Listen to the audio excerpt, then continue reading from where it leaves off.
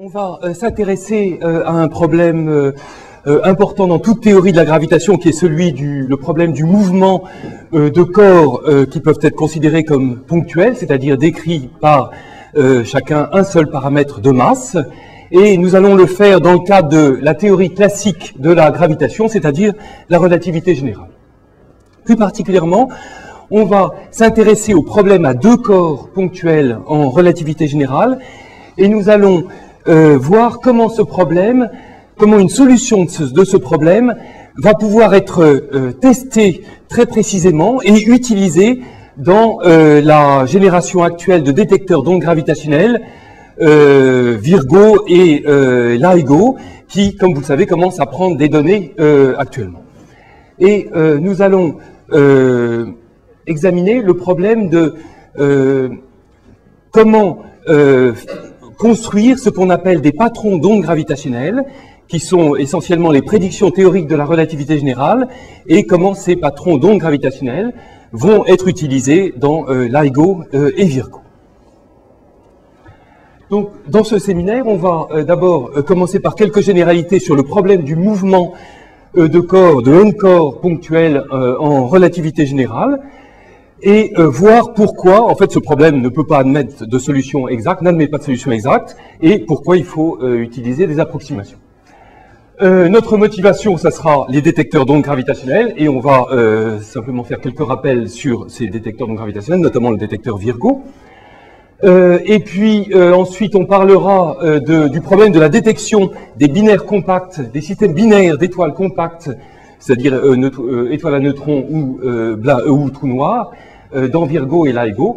Et puis ensuite, on verra pourquoi il y a un problème théorique et celui de la construction de ces patrons d'ondes avec une précision importante. Et puis nous terminerons le séminaire par montrer un petit peu ce que c'est que ces patrons d'ondes gravitationnelles pour la détection par Virgo.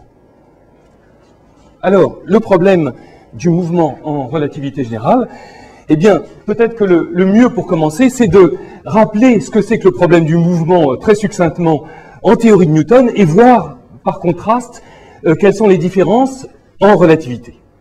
Alors, en fait, c'est très très simple. On utilisera le mot équation du mouvement pour n corps ponctuels en disant que on recherche l'équation du mouvement, ça sera la donnée de l'accélération d'un des corps comme une fonctionnelle de la position et des vitesses de tous les corps. Donc, écrire des équations du mouvement, c'est se donner l'accélération en fonction des positions et des vitesses. Et comme vous le savez, le problème est tout à fait immédiat en théorie de Newton. Si nous avons n corps ponctuels, eh bien, peut-être qu'il y a un pointeur. Ça, c'est pas bien grave. Ah oui. Voilà, merci beaucoup. Donc, en théorie de Newton, on va avoir n corps, n points matériels dans l'espace absolu de Newton. On va avoir des vitesses de coordonnées, enfin des vitesses qui sont les dérivées par rapport au temps absolu de Newton. Et le potentiel newtonien obéit à l'équation de Poisson, et on peut le résoudre de façon triviale en théorie de Newton, et donc écrire de façon triviale les équations du mouvement pour les n corps ponctuels, et là on a l'accélération comme une fonctionnelle des positions des corps. Donc, en théorie de Newton, on peut écrire immédiatement les équations du mouvement de n particules ponctuelles, et c'est ce problème analogue dont on aura besoin en relativité. Et comme vous le savez, ces équations du mouvement admettent une solution exacte pour deux corps, mais dans le cas général, il n'existe pas de solution exacte pour trois corps et plus. Il n'y a essentiellement pas assez d'intégrales premières pour intégrer le système, c'est la non-intégrabilité dans le sens de Poincaré. En relativité générale, eh bien, le problème est plus complexe. Nous allons avoir n particules ponctuelles, et pour décrire ces n particules ponctuelles, eh bien, on utilise le tenseur dit d'énergie et impulsion du système des n particules, qui est un objet, un tenseur à deux indices d'espace-temps mu nu. Et pour n particules ponctuelles, eh bien, il va s'écrire comme une certaine expression, et on décrit les particules ponctuelles simplement comme des distributions de Dirac. Alors, ce tenseur énergie-impulsion qui décrit la matière, eh bien, est défini dans l'espace-temps courbe de la relativité générale, qui est un espace-temps à 4 dimensions, une variété de signatures lorentziennes à 4 dimensions. Et les équations du mouvement vont se déduire de l'équation de conservation du T mu nu de la matière, conservation au sens covariant, c'est-à-dire indépendance par rapport à un système de coordonnées fixé dans notre variété à 4 dimensions. Et les équations du mouvement se déduisent de cette équation de conservation. Bien sûr, cette équation de conservation dépend des propriétés de l'espace-temps, c'est-à-dire de la métrique d'espace-temps, les G mu nu, qui sont là par exemple calculés à la position du corps numéro A. Et c'est le tenseur métrique G mu nu, la métrique de l'espace-temps, et solution des équations d'Einstein. Les équations telles qu'elles sont écrites là, de façon, eh bien, il n'existe pas. On ne peut pas écrire de façon exacte, à partir de ces relations, une équation du mouvement, c'est-à-dire une accélération en termes des positions et des vitesses des corps. Donc, il n'y a pas de solution exacte à ce problème, sauf dans le cas d'un corps, où vous le savez, la solution est donnée par la solution de Chorty, pour un trou noir isolé de Chorty. Donc, il faut, pour écrire les équations du mouvement, eh bien, on a, en principe, on doit résoudre les équations d'Einstein pour les coefficients métriques G mu nu, la métrique G mu nu, et je vous rappelle juste succinctement les équations d'Einstein. Vous savez que c'est un système de 10 équations différentielles du second ordre pour les coefficients métriques G mu nu, qui sont sous cette forme-là. Dans le membre de droite, on a la partie qui décrit la matière, qui va être la source du champ de gravitation.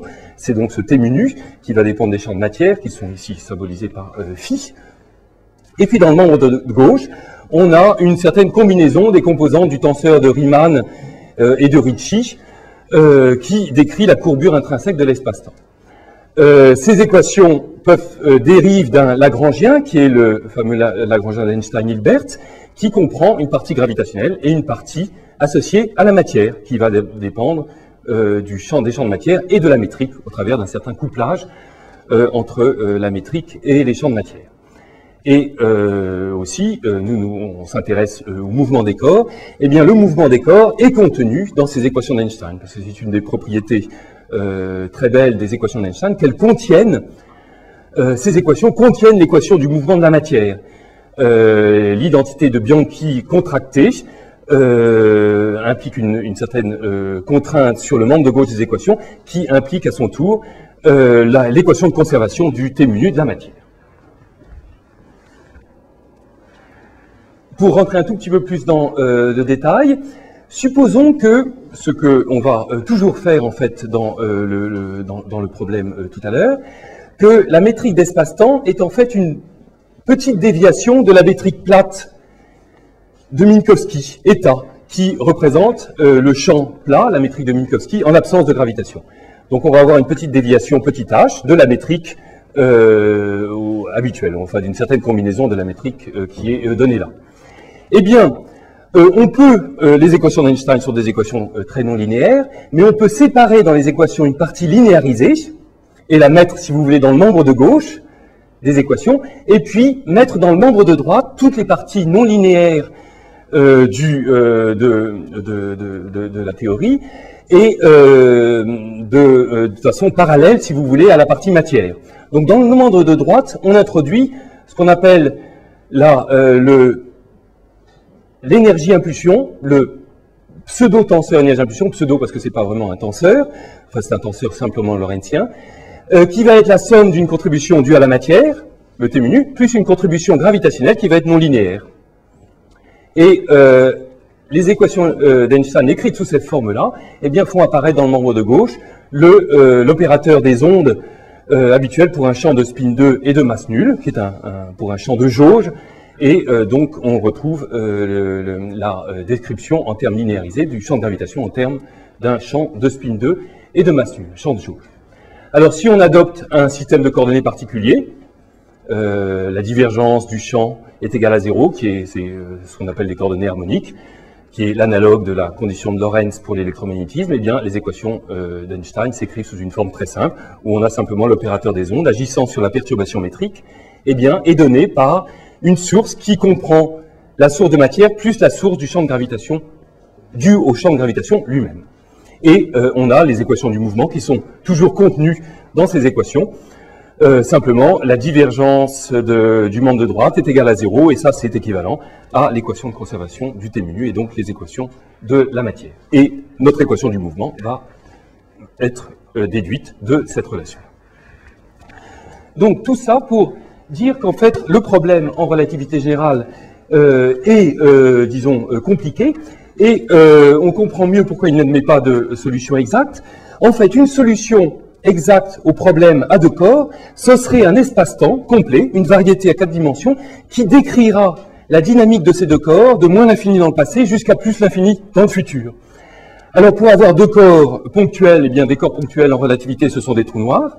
On va donc devoir décrire, cette variété va donc devoir décrire l'état initial de deux trous noirs qui vont venir de l'infini sur des orbites, disons, de diffusion quasi hyperbolique, si vous voulez. Et puis ces deux corps vont émettre de la radiation gravitationnelle, leur énergie de liaison va diminuer, et puis ils vont finir par former un système fermé, banded, lié, pardon. Et après, eh bien, le mouvement des deux corps, le mouvement orbital des deux corps, ça va générer, engendrer du rayonnement gravitationnel. La distance entre les deux corps, petit à petit, va diminuer. La fréquence de rotation des deux corps va augmenter au cours du temps. Et puis, finalement, on va arriver à la fusion des deux corps, c'est-à-dire la fusion des deux horizons des deux trous noirs, et puis formation d'un trou noir unique à la fin. Et puis, ce trou noir unique va être dans un état, disons, il y aura des vibrations, il sera à cause de la collision qui a eu lieu juste avant, et puis il va émettre dans ces modes intrinsèques qu'on appelle les modes quasi-normaux du trou noir, il va émettre encore de la radiation gravitationnelle, et puis finalement, eh bien, ça se terminera par un trou noir unique, un trou noir de Kerr, qui viendra de ce processus de coalescence et de fusion. Donc voilà une solution, voilà ce que devrait être la solution en relativité générale. Donc cette solution, on va en fait considérer, non pas dans un sens exact, mais dans un sens d'approximation dite post-newtonienne. Alors, venons-en maintenant à notre motivation, qui sont les détecteurs d'ondes gravitationnelles qui sont actuellement en fonctionnement. Alors, c'est une nouvelle génération de détecteurs d'ondes gravitationnelles par rapport ce qu'on appelle les barres de Weber, qui sont toujours en fonctionnement d'ailleurs. Ce sont des détecteurs qui sont basés sur le principe de l'interférométrie laser. Il y a deux grands détecteurs dans le monde, c'est LIGO aux États-Unis et Virgo, qui est le projet franco-italien, qui est actuellement construit à Pise. Et voilà une photo du projet Virgo. Donc c'est un grand interféromètre dont les bras font plusieurs kilomètres de long, 3 kilomètres dans le cas de Virgo. Et ça va détecter le rayonnement gravitationnel dans la bande de fréquence haute, au-delà de 10 Hz. De 10 Hz, mettons jusqu'à quelque chose comme 1000 Hz. Il y a aussi un projet futur qui est de faire ces détections d'ondes gravitationnelles dans l'espace. C'est le projet LISA, qui est une collaboration entre l'ESA et la NASA, qui va peut-être voler à partir de 2013. Et là, voilà une vue d'artiste du projet LISA. Et là, la distance entre les bras, des bras est beaucoup plus grande, 5 millions de kilomètres. Et ça va observer dans une bande de fréquences beaucoup plus basse, de 10-4 à 10-1 Hz. Donc, on va s'intéresser essentiellement aux détecteurs sur Terre, Virgo, qui détecte à partir de 10 Hz. Et bien sûr, le 10 Hz, c'est la limitation due au bruit sismique terrestre. Alors, le principe de l'interférométrie laser pour la détection du rayonnement gravitationnel est très simple. On a un interféromètre de type Michelson. On a un faisceau de lumière laser qui arrive sur une séparatrice, qui envoie la lumière dans deux bras orthogonaux. Et on a deux cavités Fabry-Perot, et à la sortie des cavités, eh bien, les deux faisceaux interfèrent, et puis on détecte ça par une photodiode, et puis c'est transformé en une variation de chemin optique dans les deux bras, et l'observation de cette variation de chemin optique, eh bien, donne la présence ou non d'une onde gravitationnelle. Pour le voir simplement, on peut faire une analyse, par exemple, en termes quasi newtoniens. On utilise un système de coordonnées particulier, par exemple. C'est une façon il y en a d'autres, mais c'est une façon commode de décrire ce qui se passe. Dans un système de coordonnées particulier qu'on appelle les coordonnées de Fermi, eh bien, on va avoir une certaine géodésique dans l'espace-temps central, qui va être par exemple la géodésique de la séparatrice de l'interféromètre, là. Et toutes les distances spatiales au voisinage de cette géodésique, par exemple, la géodésique qui est proche de celle-là, qui correspond au miroir de bas, en fond du bras ici, eh bien, sont repérées dans ce système de coordonnées par rapport à la géodésique centrale. Et on peut voir une certaine équation en relativité qui nous dit de combien varie la distance relative entre deux géodésiques, nous donne immédiatement que la distance est directement reliée à l'amplitude gravitationnelle petit h d'une onde gravitationnelle qui passera. Et ça nous dit que la distance relative du mouvement de longueur, la variation relative de longueur des bras, eh bien, est directement reliée à l'amplitude de l'onde gravitationnelle petit h. Alors, voici la courbe de sensibilité de Virgo. En fait, Virgo va être relativement sensible à basse fréquence de l'ordre de 10 Hz grâce à son système d'isolation sismique. Et puis, on a essentiellement trois types de bruit présents dans Virgo. On a le bruit sismique terrestre. On a le bruit thermique, simplement bruit thermique des miroirs à température ambiante dans l'appareil. Et puis, on a le bruit de photons, simplement dû à la lumière laser sur les miroirs. Donc voici typiquement, et ça c'est vrai pour tous les interféromètres en service actuellement, la courbe typique de la sensibilité de ces interféromètres. Et ça monte, ça descendrait dans la phase optimale jusqu'à des amplitudes gravitationnelles, petit h, de l'ordre de 10-22, 10-23. Alors, le problème de la détection par Virgo, LIGO des binaires spiralantes est le suivant. Alors, tout d'abord, les binaires compacts, donc ça sera des binaires, des systèmes binaires d'étoiles à neutrons ou de trous noirs. Ce sont en fait les sources les plus intéressantes pour Virgo et LIGO, et en fait c'est la seule source pour lesquelles on sait que la source existe, que ça existe.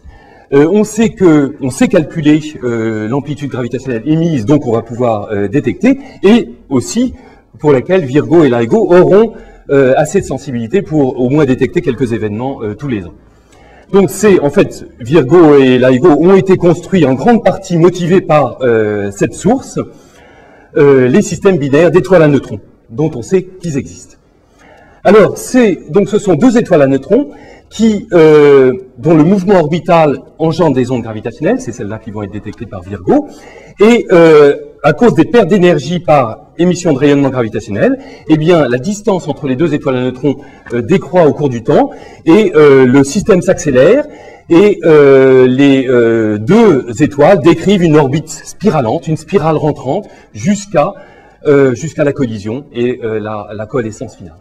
Donc l'onde gravitationnelle petit h de t au cours du temps, eh bien, va être une espèce une sinusoïde, très calme pendant longtemps, et puis à la fin, l'amplitude de l'onde gravitationnelle va augmenter au cours du temps, la fréquence augmente, on dit en anglais que le signal chirps, qu'on pourrait traduire par le signal gazouille, c'est une augmentation en fréquence du signal d'onde gravitationnelle et de son amplitude jusqu'à une certaine orbite qu'on appelle la dernière orbite stable, et à ce moment-là, on a coalescence, fusion, formation d'un trou noir central.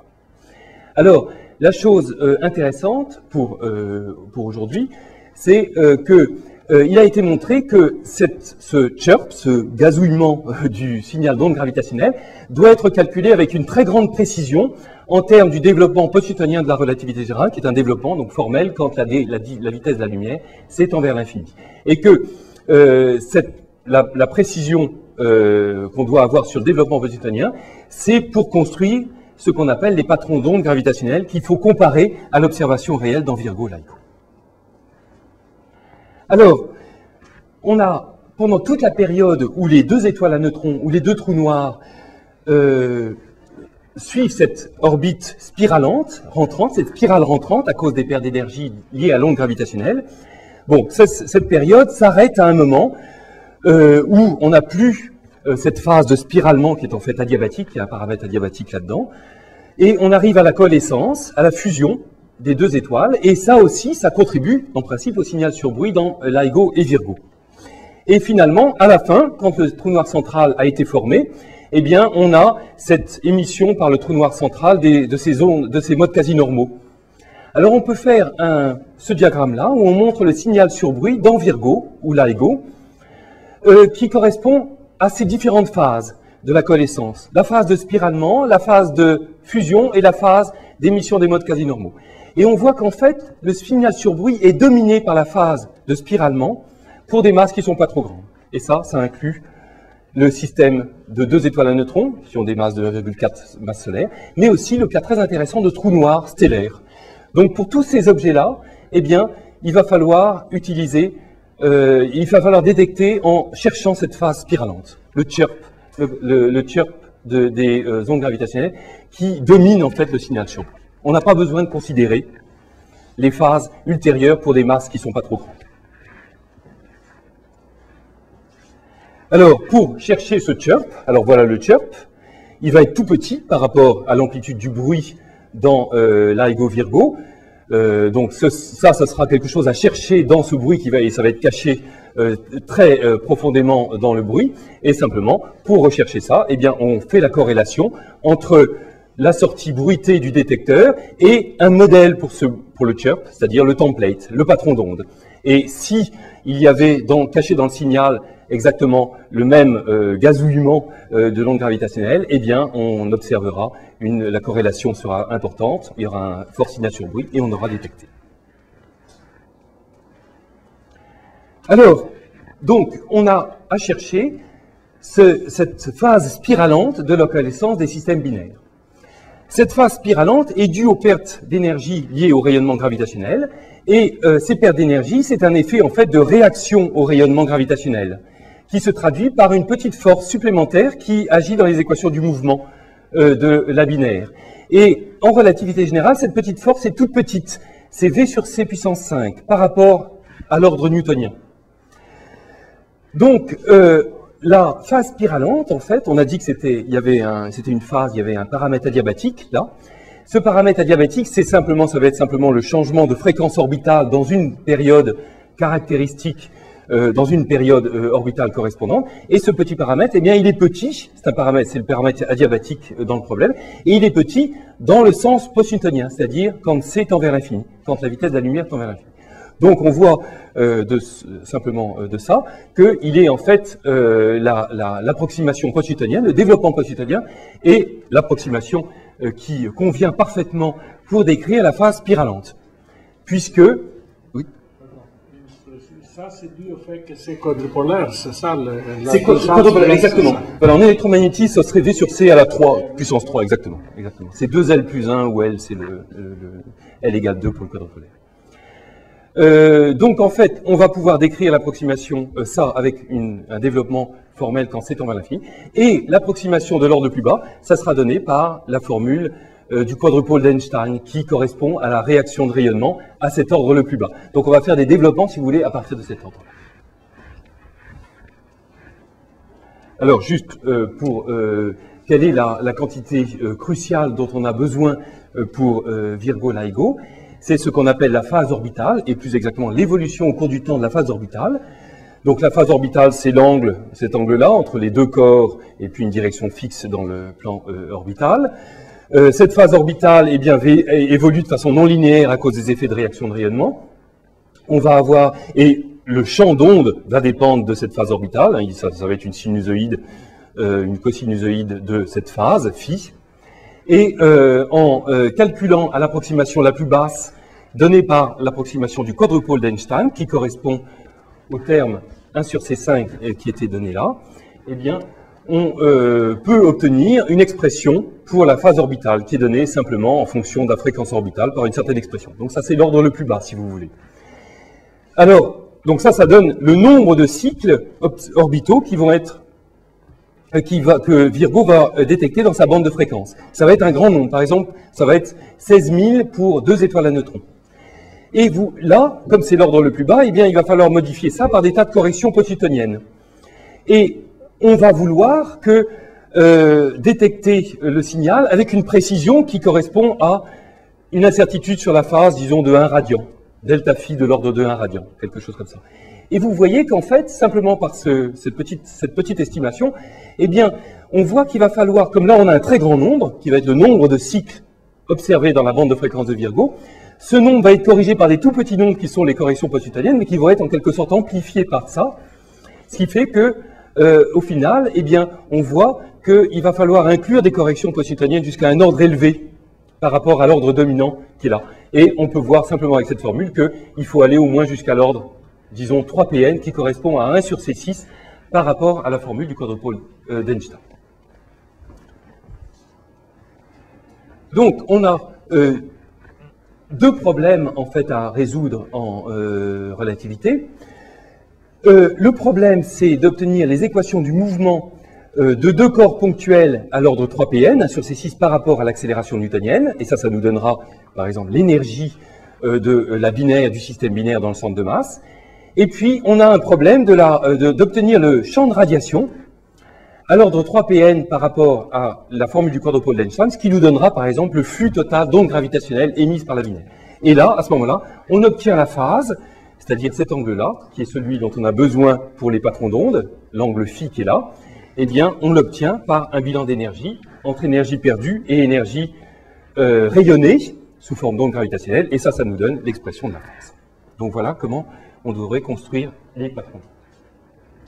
Alors, donc il y a un problème qui est de calculer le champ à une approximation 3Pn,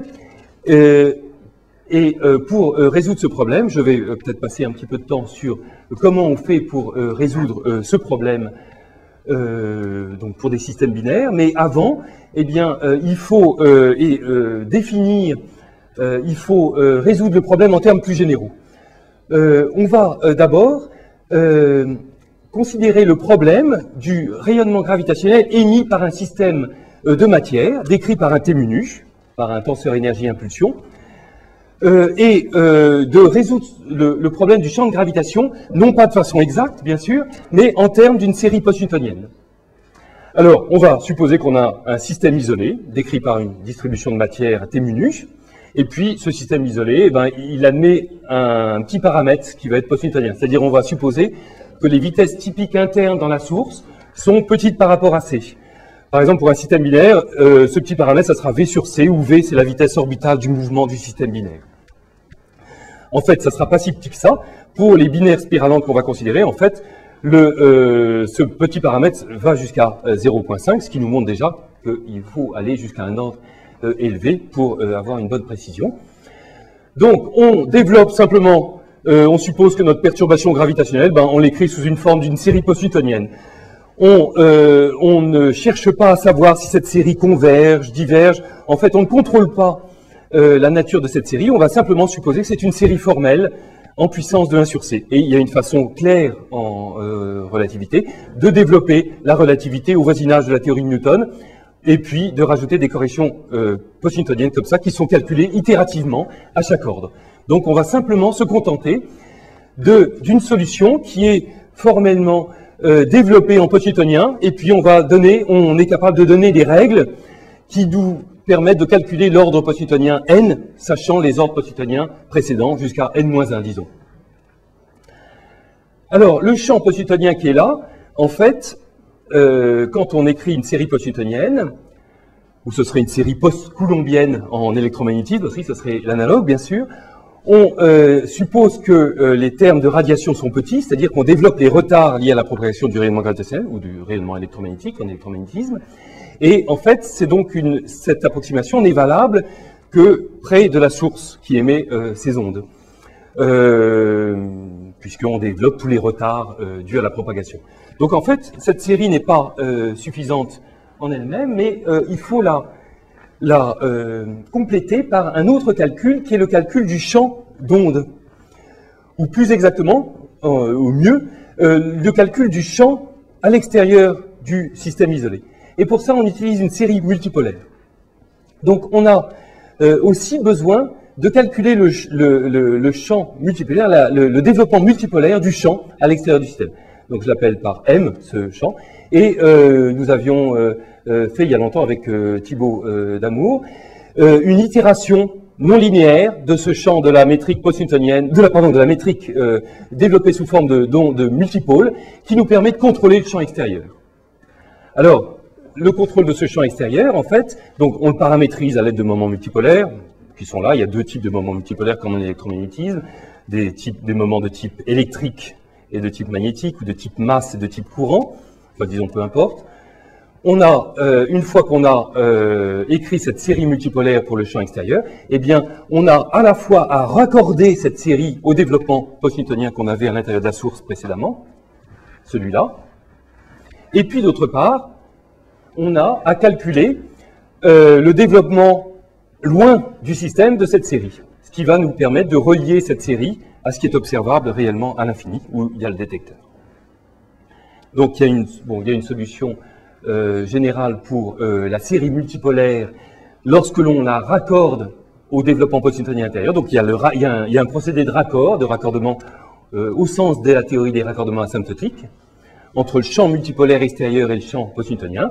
Et toujours est-il qu'il y a une solution générale, mais générale dans un sens post-newtonien, mais quand même développée formellement à tous les ordres post-newtoniens, qui nous donne le champ extérieur multipolaire comme une certaine fonctionnelle de certains moments multipolaires de la source, et ces moments multipolaires, qui contiennent en fait ce que j'avais appelé tout à l'heure les moments magnétiques et électriques, ou masse et courant, eh bien ces moments sont donnés par certaines intégrales sur le champ de gravitation lui-même. Et puis là, on a un développement post-newtonien qui est là. Donc en fait, ces moments sont engendrés par le développement post-newtonien des champs de matière et du champ de gravitation aussi, qui est une source pour lui-même, pour le champ de gravitation.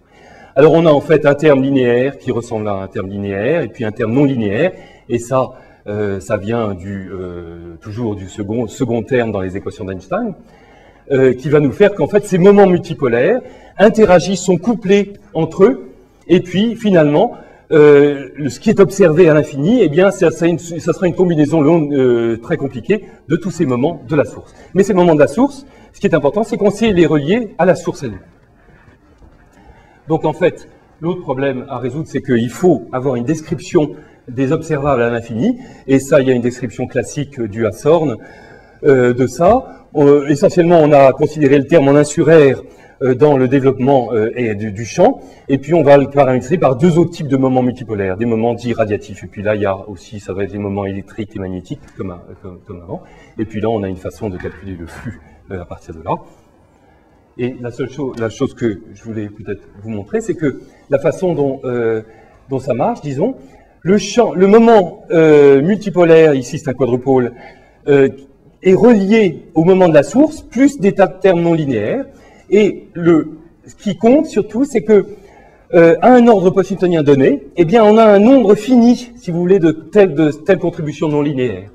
Et par exemple, à 3Pn, eh bien, il se trouve que le moment observable à l'infini, directement accessible à Virgo, eh bien, est donné par le moment de la source, plus des contributions, des sillages d'ondes gravitationnelles, des tails en anglais, qui correspondent à des contributions non linéaires entre, par exemple, la masse de la source et puis le quadrupôle, masse de la source deux fois, et le quadrupôle. Là, vous voyez, c'est un terme cubique, par exemple, et qui est en 1 sur C6, c'est-à-dire 3Pn. Et puis, à 3Pn, eh bien, il n'y a pas d'autres contributions comme ça.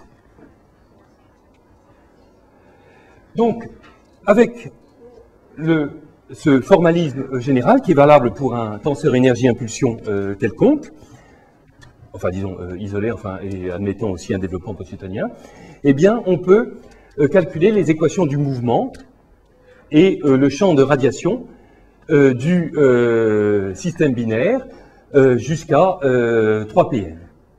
Alors, considérons d'abord le problème des équations du mouvement. Donc, on va avoir, donc en relativité, on travaille en post-newtonien, donc en fait, on va avoir une description newtonienne ou quasi-newtonienne du mouvement, mais ça, c'est pas grave. On choisit un certain système de coordonnées, et puis dans ce système de coordonnées, on décrit le mouvement des corps par les positions dans ce système de coordonnées, les vitesses qui vont être les vitesses de coordonnées par rapport au temps de coordonnées, et puis on va chercher à écrire les équations du mouvement, c'est-à-dire l'accélération de coordonnées comme une fonctionnelle des positions et des vitesses de coordonnées du système. Alors, les équations du mouvement donc, vont être écrites sous la forme d'un terme newtonien, et puis avec des corrections post-newtoniennes, comme ça, dans ce système de coordonnées. Mais bien sûr, comme ce sont des équations du mouvement qui vont venir de la relativité générale, eh bien, elles doivent avoir, bien qu'elles soient écrites sous forme newtonienne, eh bien, elles contiennent en elles, par exemple, la limite de Schwarzschild, où vous avez un des corps qui serait, par exemple, dont la masse serait négligeable par rapport à l'autre corps, donc on va retrouver des géodésiques de Schwarzschild. Il va y avoir et on va devoir trouver un Lagrangien duquel les équations du mouvement peuvent se déduire, etc. Et on va avoir aussi à vérifier une invariance de Lorentz ou de Poincaré de ces équations dans le sens post-newtonien. Tout redévelopper en post-newtonien jusqu'à l'ordre qu'il faut. Donc, le terme en fait à calculer pour Virgo-LIGO, c'est le terme 3Pn, 1 sur C6, qui est un terme conservatif. Là, vous aviez le premier terme de réaction de rayonnement en 1 sur C5. Là, vous avez aussi un autre terme qui est connu, mais qui est en 1 sur C7, qui est aussi un terme de réaction de rayonnement. Mais pour le problème des équations du mouvement, on a besoin des termes conservatifs jusqu'à 3Pn. Ils admettent, donc ils sont conservatifs, ils admettent il y a un Lagrangien pour ces termes, ou un Hamiltonien. Et le calcul de ces termes-là a été fait en utilisant... Alors, donc ce sont des particules ponctuelles, hein, ce sont des masses ponctuelles. Donc on a une certaine régularisation à utiliser. Et pour faire ces calculs de façon pratique, eh bien, on a utilisé une régularisation qu'on appelle la régularisation d'Adamard, et qui marche très très bien pour la plupart des termes, pour tous les termes jusqu'à 2Pn, inclus plus les effets de réaction aussi, et qui marche très bien pour la plupart des termes à 3Pn, sauf de façon remarquable pour un terme. L'utilisation de la régulation d'Adamard et le formalisme précédemment il se trouve que ça a permis de calculer tous les termes, et il y en a des centaines, disons, sauf un. Et il a fallu introduire un coefficient inconnu, qu'on a appelé lambda, en facteur d'un terme. Tous les autres termes étaient déduits de la régulation d'Adamard, et notamment, ils admettent l'invariance de Lorentz, etc. On avait toutes les bonnes propriétés, mais simplement, la régulation d'Adamard s'est trouvée incapable de calculer un coefficient, ce coefficient lambda. Oui. Pardon? Comment? Non, en fait, ce coefficient, comme on le verra tout à l'heure, c'est simplement lié à une déficience purement technique de la régulation d'Adamard. La taille finie des corps ne rentre pas à ce niveau-là, 3Pn, pour des corps compacts, mais c'est un effet qui viendrait à des ordres post-newtoniens plus élevés, en fait. Donc, ce coefficient, en fait, il a une valeur qu'on va calculer tout à l'heure, qui est valable pour indépendamment de la structure des corps. Qu'est-ce qu'on régularise? Comment? Qu'est-ce qu'on régularise? Alors, on régularise le champ gravitationnel des particules ponctuelles, qui est infini à c'est simplement comme le potentiel newtonien à la... Donc, si on étalait les points, ça un peu là. Alors oui, bien sûr, tout à fait. Alors le problème, c'est que on ne sait pas calculer le mouvement, les équations du mouvement jusqu'à ces ordres-là pour deux corps étendus sans régularisation. En principe, ça devrait être fait. Ça a été fait à l'ordre 1Pn, ça marche très bien. À l'ordre 2Pn, il y a des affirmations dans la littérature que ça a été fait, mais c'est pas tout à fait convaincant. Et à 3Pn, c'est un problème qui est trop difficile pour être okay. Donc en principe, c'est une régularisation purement liée, c'est simplement lié à la nature ponctuelle de notre hypothèse pour décrire les deux. Alors pour le champ d'onde, eh bien, on a en fait à peu près la même chose. Essentiellement, il faut calculer un certain quadrupôle, qui est le quadrupôle de la source jusqu'à 3Pn, et en fait, on l'a fait en utilisant le formalisme précédemment, et la même régularisation d'Adamard, et ça nous donne en fait tous les coefficients de façon correcte, sauf trois coefficients qu'on avait appelés xi, kappa et zeta, qui interviennent à 3Pn et qui sont inconnus par la régulation d'Adamard. Donc en fait, Adamard permettent de résoudre le problème à 3Pn, sauf ces quatre coefficients lambda dans les équations du mouvement, et puis ces trois coefficients dans le champ d'onde. Alors, pour calculer ces derniers coefficients, eh bien, on a utilisé une meilleure régularisation, qui est la régularisation dimensionnelle, et on a procédé de la façon suivante. On a tout d'abord refait le formalisme général en dimension D quelconque. Donc je vais supposer que D diffère de 3 par epsilon, 3 étant la dimension spatiale, et epsilon étant une déviation qu'on va supposer quelconque. Et comme d'habitude, en régularisation dimensionnelle, eh bien, on va supposer qu'en fait, epsilon ou D est un paramètre complexe, et puis on va utiliser le prolongement analytique dans la dimension de l'espace pour, en quelque sorte, régulariser automatiquement certains termes qui sont formellement divergents et qu'on avait écartés en régularisation d'Adamar. Donc, on travaille avec les équations d'Einstein en D dimensions, et puis on a donc là, les corps vont être décrits par la fonction de Dirac en D dimensions, delta en D dimensions. Alors, la régularisation dimensionnelle est très bien, mais malheureusement, elle ne permet pas de faire un calcul comme avec la régularisation d'Adamar, disons de tous les termes de façon complète. On n'est pas capable pour l'instant de calculer tous les termes en dimension D quelconque, mais uniquement dans la limite où epsilon tend vers 0, où la dimension de l'espace tend vers 3. C'est-à-dire qu'on n'échappe pas en fait au calcul de tous les termes pour D égale 3, et ce calcul a déjà été fait, c'est celui que nous avions fait en régularisation d'Adamar. Donc en fait, utiliser la régularisation dimensionnelle dans ce problème, c'est simplement de rajouter une différence, qui est la différence entre le résultat de la régularisation dimensionnelle et celle d'Adamar, et c'est cette différence-là qui va nous permettre de calculer les dernières constantes. Alors en fait, il se trouve, et voilà l'explication, voilà une explication de l'apparition de ces constantes arbitraires en régularisation d'Adamar, il se trouve que cette différence entre Dimreg et Adamar, eh bien, est non nulle si et seulement si il existe des pôles en 1 sur epsilon. Et il se trouve que des pôles apparaissent en 1 sur epsilon à 3pn dans ce problème. Et l'apparition de ces pôles, en fait, c'est au moment où apparaissent ces pôles que la régularisation d'Adamar n'est pas capable, en fait, de faire le problème correctement et laisse ces constantes arbitraires. Donc, en fait, en contrôlant l'apparition de ces pôles, et notamment de la partie finie associée à ces pôles, et c'est en contrôlant ça que l'on peut donner un argument qui permet de lever le problème de cette ambiguïté. Alors, donc, nous avons appliqué cette régularisation dimensionnelle pour calculer les dernières constantes qui restent, et en fait, on a trouvé les valeurs pour la constante qui apparaît dans les équations du mouvement. En fait, il y a eu 3 approches qui ont été suivies pour les équations du mouvement, 2 approches en régularisation dimensionnelle et une approche complètement différente qui a donné le même résultat pour cette dernière constante lambda. Donc il y a 3 approches indépendantes, dont une d'ailleurs qui a utilisé une régularisation complètement différente, qui a donné le même résultat. Et d'autre part, plus récemment, on a calculé aussi les 3 dernières constantes qui apparaissaient dans le champ d'onde. Et là aussi, bon, il y a des tests possibles à faire. En fait, il y a ça c'est un résultat de régulation dimensionnelle, mais en fait, il y a d'autres moyens d'obtenir ces constantes, notamment la dernière constante qui est là.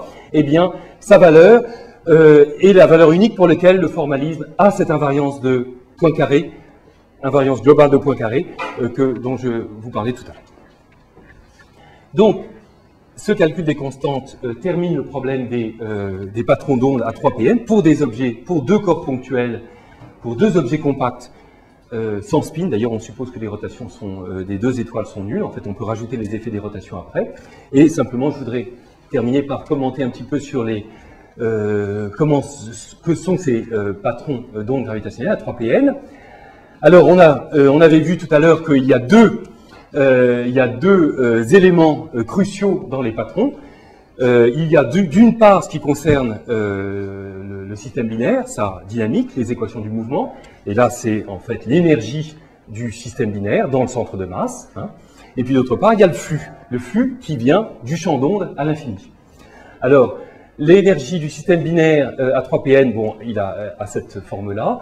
Bon, simplement, vous voyez qu'il y a le terme newtonien qui est là, et puis là, il y a les corrections post-newtoniennes. Il va y avoir le terme 1pn, le terme 2pn, et le terme en 1 sur C6, 3pn, qui est là. Alors, on va essayer de voir, parce qu'en fait, cette approximation est pour l'instant complètement formelle, et la seule justification que l'on a pour ça, c'est de vérifier sur ces formules qu'elles semblent converger, c'est-à-dire les ordres semblent de plus en plus petits quand on va de plus en plus loin. Alors pour le faire, eh bien, il y a une chose intéressante à faire, c'est de rechercher le minimum de cette fonction, en fonction de la distance entre les deux corps, ou de façon équivalente, en fonction de la fréquence orbitale du mouvement des deux corps. Le minimum de cette fonction définit ce qu'on appelle la dernière orbite circulaire. C'est la dernière orbite. Avant cette orbite, avant le passage à cette orbite, eh bien, le développement post-newtonien est valable, et on pense qu'après cette orbite, eh bien, le développement n'est plus valable, il faut utiliser un calcul de relativité numérique, et donc l'approximation adiabatique qu'on avait faite tout à l'heure n'est plus valable. Alors, quel est le rayon de cette orbite, de cette dernière orbite stable, ou ICO? Et est-ce que les ordres post-newtoniens successifs approchent de façon satisfaisante la valeur exacte, entre guillemets, pour cet ICO? Alors, on a déjà une petite ordre d'idée en remarquant que le coefficient qui est là du terme à 3pn, en fait, est numériquement de l'ordre de 1. Si vous avez deux corps de masse comparables, le coefficient qui est là est de l'ordre de 1. Donc, au moment du passage à cette dernière orbite, eh bien, vous voyez, bon, à cette dernière orbite, c'est très relativiste. Hein. La vitesse orbitale de la binaire est de l'ordre de 0,5 fois la vitesse de la lumière. Et donc, on a un petit paramètre post-newtonien là, que j'ai appelé x, qui est relié directement à la fréquence orbitale. C'est essentiellement 1 sur C2. Hein.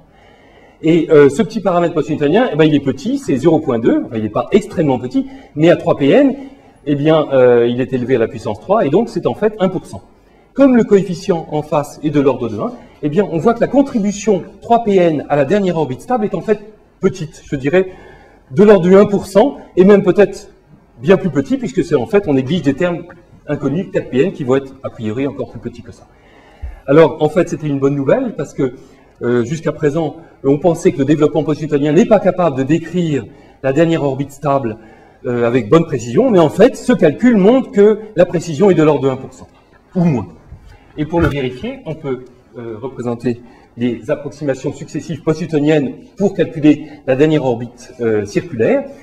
Et voilà, donc alors ça c'est un graphe qui montre l'énergie de la binaire au moment du passage à la dernière orbite circulaire, en fonction de la fréquence orbitale à ce passage. Et on a représenté les approximations 1pn, 2pn et 3pn.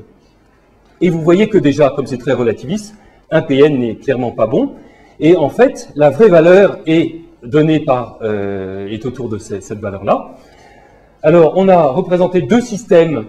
Bon, là, je vais peut-être pas rentrer dans les détails, mais enfin, disons, essentiellement, il y a deux systèmes physiques qui sont là. On va prendre peut-être celui-là. Un système qui est simplement un système binaire sans rotation, sans spin. Bon, simplement, on a deux trous noirs qui tournent en rotation autour de l'autre, et puis c'est tout. Et vous voyez qu'on a 1pn, 2pn, 3pn. Vous voyez que 3pn est très près de 2pn, ce qui semble montrer que l'approximation, disons, fait sens. 3pn, on a l'impression que 3pn ne sert qu'à confirmer la valeur de 2pn. Si bien sûr 3pn avait été là, par exemple, eh bien on pourrait se demander où est 4pn. Il semble bien que l'approximation converge, ou alors est asymptotique, et on n'est pas très loin de l'ordre optimal à laquelle l'approximation est la plus proche de la valeur réelle, si vous voulez. Et là, on a comparé le résultat avec un résultat numérique obtenu par le groupe de Meudon, qui n'est pas non plus exact, parce qu'il y a aussi d'autres approximations qui sont faites, mais l'accord est relativement bon. Et finalement, on a aussi l'autre ingrédient dans les templates, qui est le flux d'ondes gravitationnelles engendré par la binaire à 3pn, ou en fait 3,5 post-newtoniens, parce qu'en fait les patrons d'ondes sont construits à 3,5 post-newtoniens. Et ce flux d'ondes gravitationnelles est de nouveau donné donc, par un développement post-newtonien, donc vous reconnaissez le terme newtonien qui est en fait donné par la formule du quadrupole d'Einstein. C'est la formule du quadrupole d'Einstein, ce terme-là qui est utilisé dans le pulsar binaire par exemple, mais pour les binaires spiralantes, eh bien il faut inclure ces trucs-là. on a le terme en 1PN, la correction 1,5 post-newtonien. Cette correction 1,5 post-newtonien, 1 sur C3 est intéressant puisque c'est le premier effet des non-linéarités. C'est l'effet des sillages d'ondes gravitationnelles qu'on avait vu tout à l'heure, qui était en 1 sur C3. Et je veux peut-être vous remontrer la formule qui correspond à ça. Voilà. On avait vu que à l'ordre 1,5 post-newtonien, c'est-à-dire 1 sur C3, qui est là, eh bien, il y a ces intégrales de sillage d'ondes qu'il faut prendre en compte, et elles impliquent une contribution dans le flux d'ondes gravitationnelles. Et puis, il se trouve que pour des systèmes binaires, il y a pi qui rentre en facteur là-dedans, et donc cet effet sera observable. Et donc, ça sera un test nouveau de la relativité que va faire Virgo, parce que ce terme-là va être détecté immédiatement. Ça permettra, entre parenthèses, de mesurer la valeur de pi avec les observations de Virgo. Et aux ordres post-newtoniens après, eh bien, on a finalement d'autres termes qui interviennent. Les termes en rouge sont d'autres effets dus au sillage d'ondes, et puis voilà. Et finalement, je voudrais terminer par donner une idée de l'importance des corrections post-newtoniennes successives dans les patrons d'ondes pour Virgo, LIGO. Et pour le faire, eh bien, une façon très simple, disons un petit peu élémentaire, c'est en fait de voir quelle est la contribution au nombre de cycles orbitaux qui vont être observés dans la bande de fréquence de Virgo, dû à chacun de ces ordres post-newtoniens. Alors, donc on va prendre la bande de fréquence de Virgo, mettons entre 10 Hz et quelque chose comme 1000 Hz, et puis on va compter le nombre de rotations orbitales jusqu'à l'ordre tel qu'elles sont données par ces patrons d'ondes à 3,5 PN, et on va calculer pour différents systèmes le nombre de cycles orbitaux. Alors, bon, on a pris 3 systèmes, 2 étoiles à neutrons, de 1,4 masse solaire, la masse de Chandra-Sekhar, et puis un système d'une étoile à neutrons et d'un trou noir, et puis 2 trous noirs en rotation.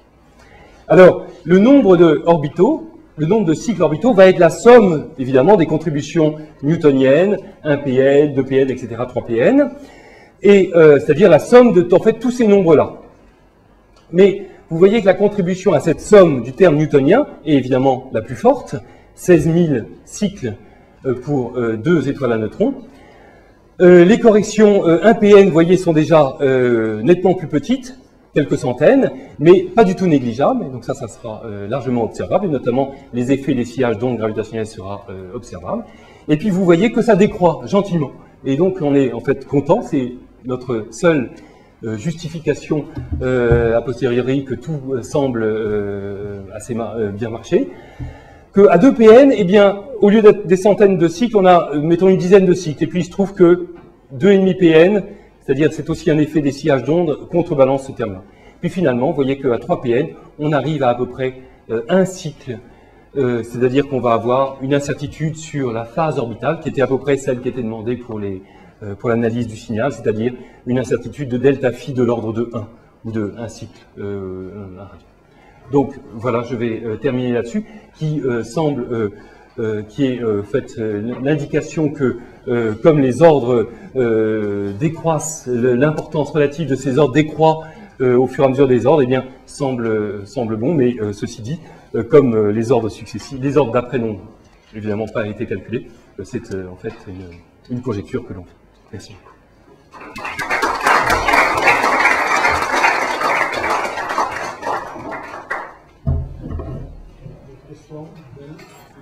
Concernant la convergence ou non-convergence de la série, dans le graphe que vous montrez avec la valeur numérique, oui. Et puis 1 PN, 2 PN, 3 PN, on a, voilà. Si on peut croire en la valeur numérique, on a plus l'impression que bon, 2, 3 PN, 2 PN, ce n'est pas très différent. Oui. Donc c'est plutôt, ça semble plutôt une série asymptotique, et que si je joue les ordres supérieurs, je ne peux pas me rapprocher de la valeur numérique. Non. Ben, il y a, dans une série asymptotique, il y a un ordre d'approximation optimal pour lequel la série va être la plus proche de la valeur exacte. Donc, si c'est une série asymptotique, ce graphe semble indiquer que 3Pn n'est pas très loin de l'ordre optimal. C'est la seule chose qu'on peut dire. Mais pas asymptotique, il y a des logs. Comment? Il y a des log X, donc elle n'est même pas asymptotique. Oui, bon. Ouais, il peut très bien y avoir une série asymptotique Non, avec des série asymptotique, ça peut être divergent, mais ça n'a que des puissances. Ça n'a pas de logarithme en cause. Il y a effectivement des logs. Donc c'est même pas asymptotique. Enfin, C'est comme la théorie de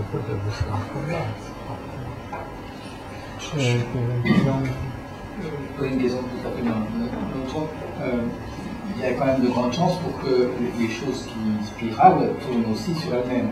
oui. Donc, est-ce qu'on peut avoir une idée qualitative de qu'est-ce que ça va changer dans quel sens? Tout à fait. Alors, en fait, là, ce problème est fait pour des étoiles qui ne tournent pas sur elles-mêmes, donc sans spin, les étoiles ne spinent pas. Par contre, les termes, les contributions dues au spin sont connues, enfin, disons, elles sont connues jusqu'à un certain ordre, et contribuent, en fait, à ces ordres-là. En fait, on a essentiellement la première contribution due aux rotations des étoiles est à l'ordre 1,5 post-newtonien, c'est-à-dire à cet ordre-là, et on a la contribution des effets de spin orbite à cet ordre-là. Pour des étoiles à neutrons, c'est probablement des termes qui sont très petits par rapport à cette valeur-là, donc on peut peut-être les négliger. Pour des trous noirs, par contre, des trous noirs de Kerr à rotation maximale, eh bien, ces effets de spin sont probablement importants et il faut certainement les prendre en compte. Mais ils sont connus, donc il suffit de les rajouter à ce formalisme. L'effet d'après des spins intervient à l'ordre 2Pn, c'est l'effet de couplage spin-spin, et ces termes-là sont aussi à peu près connus, je dirais à peu près parce qu'il manque quelque chose là-dedans, enfin, et aussi, ces termes-là sont probablement à prendre en compte dans les patrons d'ondes pour la détection de trous noirs. Donc, en fait, on connaît essentiellement jusqu'à cet ordre-là avec des effets de spin. C'est quelque chose d'important à calculer pour les ordres d'après, et c'est quelque chose sur lequel on voudrait maintenant s'investir, de rajouter des effets des spins jusqu'à des ordres plus élevés, parce que numériquement, c'est important dans le cas des binaires spiralants de trous noirs.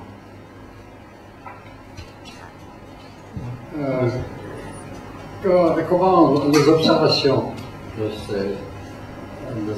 ces effets, les ondes gravitationnelles, ont-elles été faites d'une façon quelconque? Pardon. Les observations des ondes gravitationnelles, est-ce qu'on les observe pour le moment?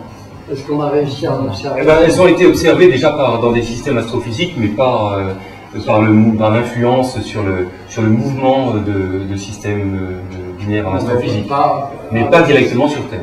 Oui, sur les systèmes qui ont été faits sur Terre, on ne les a pas encore observés.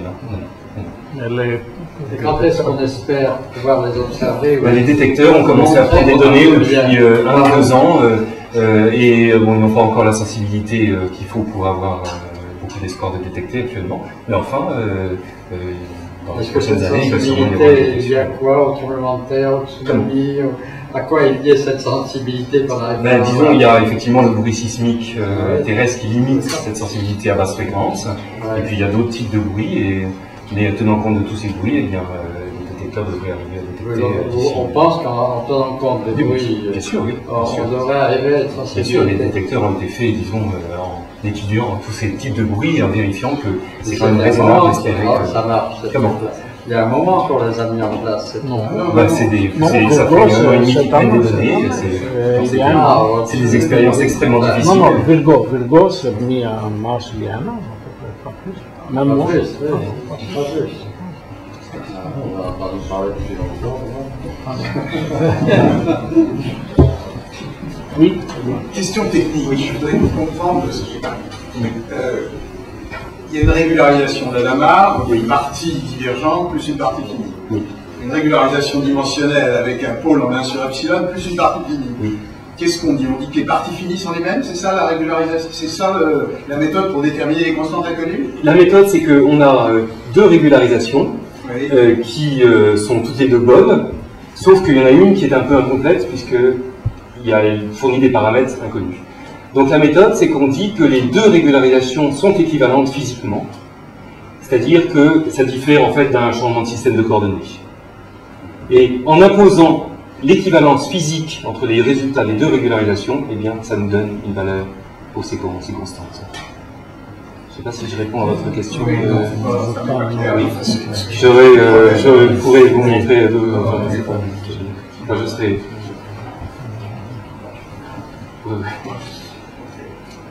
Question? Je peux peut-être rentrer peut-être un petit peu plus précisément ou plus rapidement. Merci.